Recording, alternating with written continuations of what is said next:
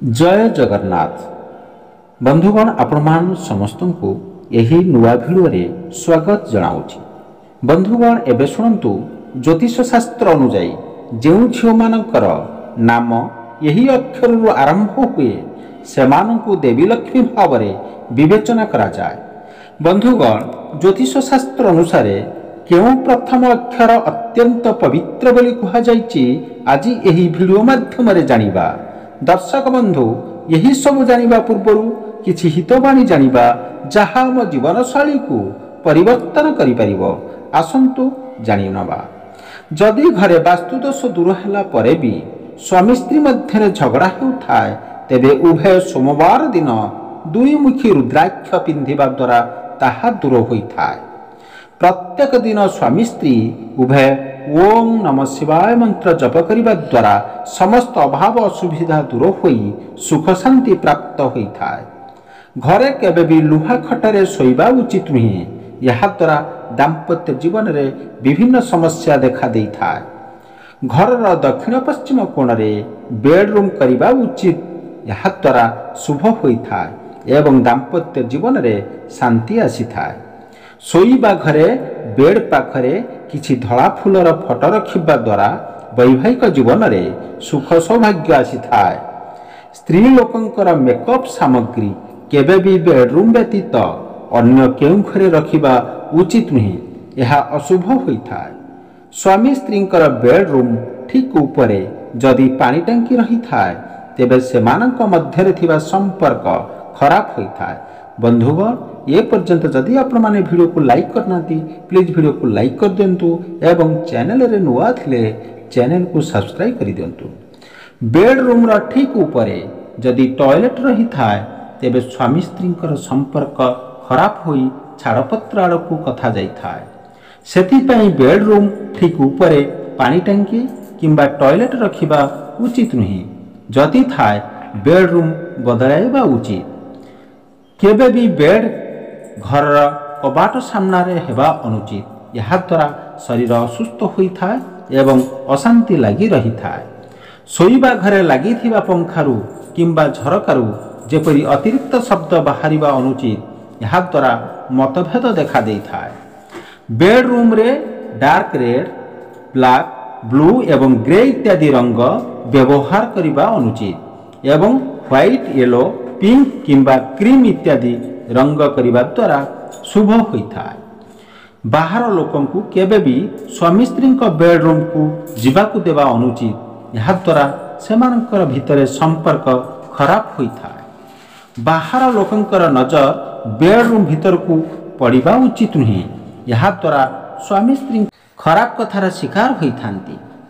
सूर्यास्त परे बेडरूम रे किछि समय लाइट जलाइबा उचित। यह मंगलकारी होइथाय एवं अर्थ चिंता कम होइथाय। बेडरूम झरका सबु बड़ हेबा उचित नुहे छोट हेबा उचित। यह द्वारा परिवार लोकंक भितरे अविश्वास देखा देइथाय। घरे रोषेई करि सारिबा परे किछि खाद्य प्रथमे वास्तु देवता को समर्पण करी गाई को खुआइबारे मंगल होइथाय। बंधुगण एबे शुणु बेडरूम रे टीवी कंप्यूटर इत्यादि विद्युत उपकरण रखिबा अनुचित। यह अमंगलकारी होइथाय। बंधुगण एबे आसंतु जानिबा ज्योतिष शास्त्र अनुसार केतेक अक्षर अत्यंत पवित्र बोली विवेचना करा जाय। जेउ मानकर नाम एही अक्षररू आरंभ हुए से माने बहुत भाग्यवान बोली कहा जाए। आसंतु जानिबा सही अक्षरर यही नाम विषय। जो झील मानकु लक्ष्मी भाव में विवेचना करा जाए जोठारे सही झील मानकर पाद पड़े सेठारे धनर वर्षा होइथाय। प्रथम ए अक्षर रे थिबा झील माने ए अक्षररू आरंभ करुथिबा झील माने बहुत भाग्यवान बोली विवेचना करा जाए। सेमानंकर बहुत भल नेतृत्व नेबार दक्षता रही थाए। सेमाने खूब कम समय रे निजर करिनंती एवं सहजरे अन्यर हृदय को जीति थांती मध्य। यही अक्षरर झील परिवार पई भाग्यवान बोली कहा जाए। यही अक्षरर झील माने कैरियर रे उच्च मान्यता पद ହାସଲ ମଧ୍ୟ କରିଥାନ୍ତି। ଦ୍ୱିତୀୟ ହେଉଛି ସି ଅକ୍ଷରରେ ଥିବା ଝିଅମାନେ। ଯେଉଁ ଝିଅମାନଙ୍କର ନାମ ସି ଅକ୍ଷରରୁ ଆରମ୍ଭ ହୁଏ ସେମାନେ ଭାରି ସାହସୀ ଏବଂ ନିର୍ଭୟ ଭାବେ ବଞ୍ଚନ୍ତି। ସେମାନେ ଯାହା ଚାହାନ୍ତି ତାହା କରିଥାନ୍ତି। ସେମାନଙ୍କ ଜୀବନରେ କୌଣସି ଜିନିଷର ଅଭାବ ନଥାଏ। ସେମାନେ କେବେ ବି ନିଜ ପାଇଁ ନୁହେଁ ବରଂ ସେମାନଙ୍କର ଆଖପାଖରେ ଥିବା ବ୍ୟକ୍ତିଙ୍କ ପାଇଁ ମଧ୍ୟ ଭାଗ୍ୟବାନ ଅଟନ୍ତି। ବନ୍ଧୁଗଣ, ତୃତୀୟରେ ହେଉଛି ଏଲ୍ ଅକ୍ଷରରେ ଥିବା ଝିଅମାନେ। ଯେଉଁ ଝିଅମାନଙ୍କର ନାମ ଏହି ଅକ୍ଷରରୁ ଆରମ୍ଭ ହୁଏ ସେମାନେ ତୁରନ୍ତ କାହାକୁ ବି ସେମାନଙ୍କ ଆଡ଼କୁ ଆକୃଷ୍ଟ କରନ୍ତି। ଏହି ଅକ୍ଷରର ଝିଅମାନଙ୍କର ଭିନ୍ନ ଆକର୍ଷଣ ରହିଥାଏ। ଏମାନେ ଅନ୍ୟମାନଙ୍କୁ ସାହାଯ୍ୟ କରିବାକୁ ସର୍ବଦା ପ୍ରସ୍ତୁତ ରହିଥାନ୍ତି। ଦେବୀ ଲକ୍ଷ୍ମୀଙ୍କର ବିଶେଷ କୃପା ଏହି ଅକ୍ଷରର ଝିଅମାନଙ୍କ ଉପରେ ରହିଥାଏ। ସେଥିପାଇଁ ଏହି ଅକ୍ଷରର ଝିଅମାନେ କେବେ ବି ଜୀବନରେ ଆର୍ଥିକ ସଙ୍କଟର ସମ୍ମୁଖୀନ ହୁଅନ୍ତି ନାହିଁ। ବନ୍ଧୁଗଣ, ଏବେ ଶୁଣନ୍ତୁ ଚତୁର୍ଥରେ ଅକ୍ଷର ଏନ୍ରୁ ଆରମ୍ଭ ହୋଇଥିବା ଝିଅମାନଙ୍କର ନାମ।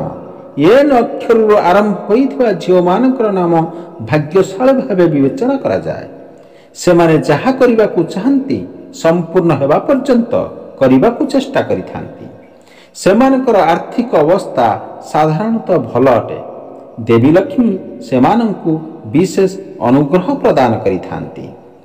ଏବେ ଶୁଣନ୍ତୁ ବନ୍ଧୁଗଣ, ପଞ୍ଚମରେ ଟି ଅକ୍ଷର ଥିବା ଝିଅ ଯେଉଁମାନଙ୍କର ନାମ ଏହି ଅକ୍ଷରରୁ ଆରମ୍ଭ ହୁଏ ସେମାନେ ସଚ୍ଚୋଟ, ଭାଗ୍ୟବାନ ଏବଂ ପରିଶ୍ରମୀ। ସେମାନେ ଭାଗ୍ୟବାନ ବୋଲି ବିବେଚନା କରାଯାଏ। ତାଙ୍କ ସ୍ୱାମୀଙ୍କ ପାଇଁ ଏମାନେ ଲକ୍ଷ୍ମୀ ଅବତାର ଭଳି, ଯାହାର ଅର୍ଥ ହେଉଛି ଯେ ସେ କେଉଁଠାରେ ବି ବିବାହ କରନ୍ତି ସେ ଜୀବନରେ ଟଙ୍କା ଏବଂ ଧନ ଅଭାବରୁ ବଞ୍ଚିତ ରହିବେ ନାହିଁ।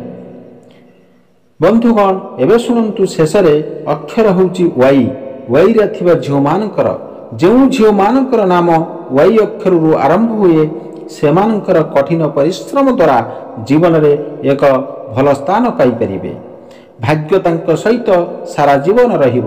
ସେମାନଙ୍କର ଉପସ୍ଥିତି ଯୋଗୁଁ ପରିବାରରେ ସବୁବେଳେ ଖୁସିର ବାତାବରଣ ରହିଥାଏ। ଟଙ୍କା ଦୃଷ୍ଟିରୁ ସେଗୁଡ଼ିକ ଅତ୍ୟନ୍ତ ଭାଗ୍ୟବାନ ବୋଲି ବିବେଚନା କରାଯାଏ। ପ୍ରିୟ ବନ୍ଧୁଗଣ, ଆପଣମାନଙ୍କୁ ଏହି ଭିଡ଼ିଓ ନିଶ୍ଚିନ୍ତ ଭାବରେ ଭଲ ଲାଗିଥିବ। ତେବେ ଏହି ଭିଡ଼ିଓକୁ ଲାଇକ୍ କରିବେ ଏବଂ ଚ୍ୟାନେଲରେ ନୂଆ ଥିଲେ ଚ୍ୟାନେଲକୁ ସବସ୍କ୍ରାଇବ୍ କରିନେବେ ଏବଂ କମେଣ୍ଟ ସେକ୍ସନରେ ଅବଶ୍ୟ ଲେଖିବେ ଜୟ ମା ଲକ୍ଷ୍ମୀ।